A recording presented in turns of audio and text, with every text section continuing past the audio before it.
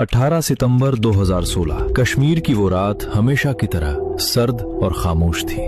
बारामूला जिले के उरी सेक्टर में हवाओं की लहरें धीरे धीरे चल रही थी। ये एक तूफान के आने से पहले का संकेत था। इंडियन आर्मी के ब्रिगेड हेडक्वार्टर में ज्यादातर जवान अपनी ड्यूटी पूरी करके गहरी नींद में सो रहे थे। सब कुछ सामान्य लग रहा था, लेकिन उस सन्नाटे के पीछे मौत दबे पांव हमारी सरहद की तरफ बढ़ रही थी। जैश ए मोहम्मद के 4 खूंखार आतंकी एलओसी पर लगी कटीली तारों को काटकर भारतीय सीमा में दाखिल हो चुके थे। 12 किलोमीटर का मुश्किल रास्ता तय करके बिना किसी को खबर लगे वे उरी सेक्टर में आ चुके थे। उनके हाथों में AK-47 थी और शरीर पर ग्रेनेड्स लटके थे। उनका निशाना हमारे जवान नहीं थे, उनका निशाना था फ्यूल डंप। वे जानते थे कि अगर तेल के ड्रमों में आग लग गई तो मंजर भयानक होगा।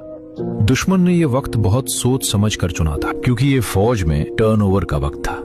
यानी डोगरा रेजिमेंट की टुकड़ी अपनी ड्यूटी पूरी करके वापस जा रही थी और बिहार रेजिमेंट नया चार्ज लेने आई थी। इस वजह से बेस पर भीड़ ज्यादा थी और कई जवान कैनवस के अस्थायी टेंटों में गहरी नींद में सो रहे थे। वे बेखबर थे कि ये उनकी आखिरी नींद होने वाली है। घड़ी में सुबह के 5:30 हुए थे। अचानक एक ग्रेनेड की पिन निकली और उरी का वो कैंप एक जोरदार धमाके से गूंज उठा। अगले 3 मिनट, सिर्फ 3 मिनट के अंदर आतंकियों ने लगातार 17 ग्रेनेड्स फेंके। फ्यूल डिपो में आग लगी। 200 से 200 लीटर के तेल के बैरल्स बम की तरह फटने लगे। जो जवान टेंट्स में सो रहे थे उन्हें संभलने का मौका तक नहीं मिला। वे आग के दरिया में घिर चुके थे। उसी अफरा तफरी में डोगरा रेजिमेंट के एक 19 साल के बहादुर जवान ने आतंकियों को देख लिया। उसने बैकअप का इंतजार नहीं किया।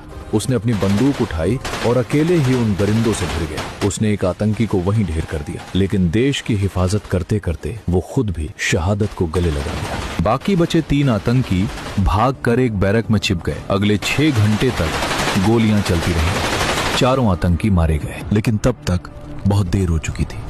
जब धुआं छटा तो मंजर खौफनाक था। 17 जवान तो नींद में ही जलकर शहीद हो गए थे। कुल मिलाकर 19 जवान शहीद हुए और 30 बुरी तरह घायल। ये भारतीय सेना पर हुआ अब तक का सबसे बड़ा और कायराना हमला था। उरी की इस आग की लपटें कश्मीर से सीधा दिल्ली तक महसूस की जा रही थी।